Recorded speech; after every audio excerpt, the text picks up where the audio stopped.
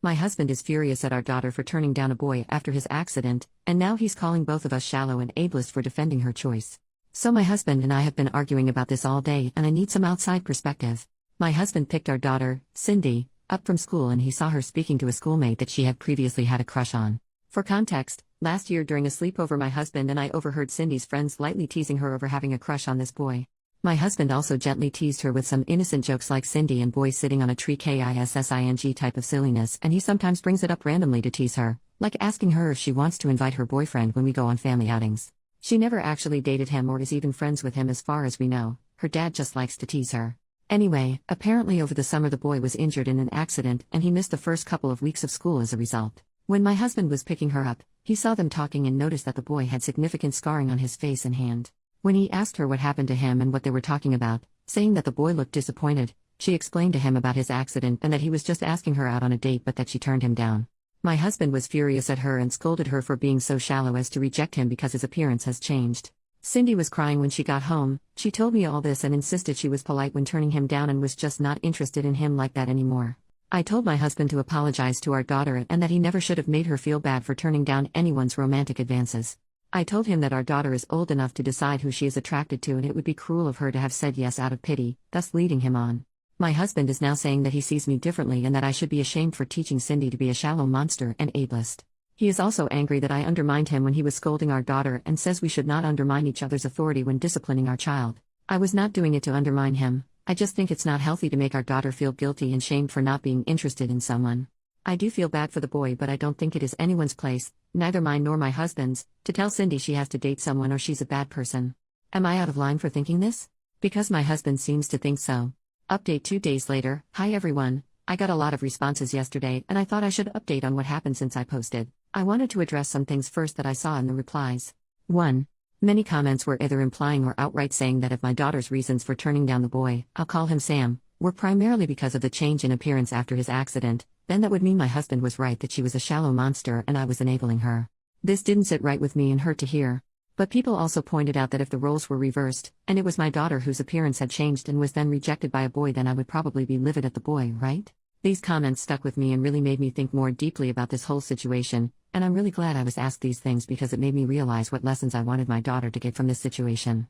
I realized that although I would be upset if this happened to my daughter, I would not be upset at someone for rejecting her so long as they treat her with respect and dignity.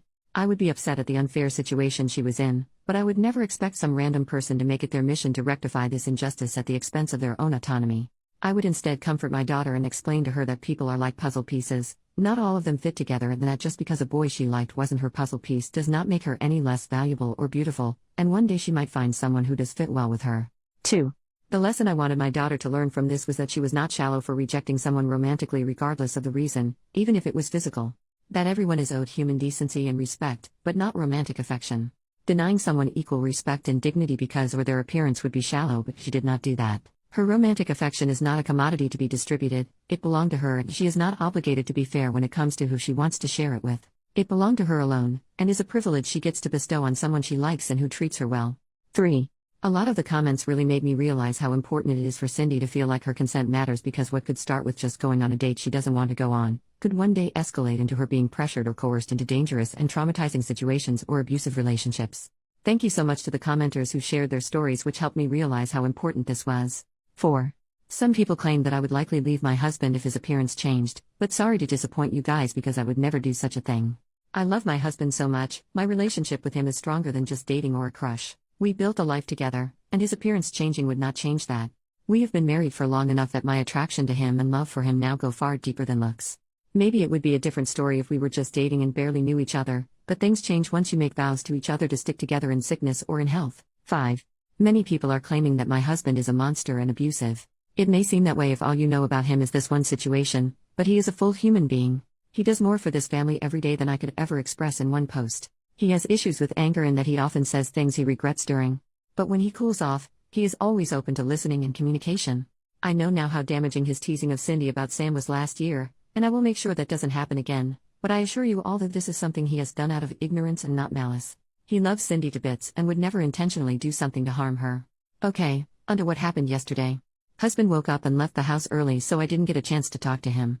When Cindy woke up, I made sure she was okay and told her I wanted to talk to her about what happened the day before. Her friend's mom gave her a ride home and she got here before my husband did, so we were able to have a heart-to-heart. I told her that she doesn't need to explain to me or anyone why she changed her mind about Sam, and I explained to her all the things I mentioned above.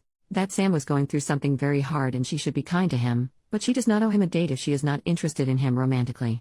That she isn't shallow and should never feel pressured to do something with someone she doesn't want to do, and that her dad was upset and said things he didn't mean. Even so, he still loves her and so do I. She was starting to cry, so I held her for a while. She told me she was upset more than anything that her dad thinks of her as a bad person. This broke my heart, and so I told her I would talk to Dad about this when he gets home. When my husband got home, I told him we needed to talk about yesterday. He didn't want to at first, but I insisted and told him it was about Cindy's well-being, as she was still upset about it and even thinks that her own father thinks she is a bad person. This upset him and he said of course he didn't think that. I basically explained to him my thoughts above, and although he was a bit resistant at first and insisted that he just didn't want Cindy to become a shallow person, he really listened when I explained to him how people might take advantage of her if she starts to feel like her consent and her desires don't matter. I didn't show him the post I made, but I wrote down some of the comments and stories and told them to him.